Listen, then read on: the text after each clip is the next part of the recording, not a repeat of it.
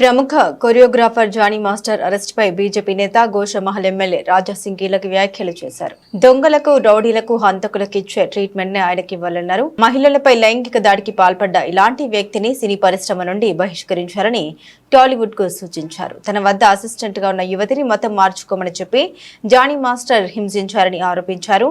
మహిళల భద్రత కోసం బలమైన చట్టాలు తేవాల్సిన అవసరం ఉందన్నారు. జానీ మాస్టర్ కేసులో అసలు విషయాలు వెలుగులోకి రావాల్సి ఉందన్నారు.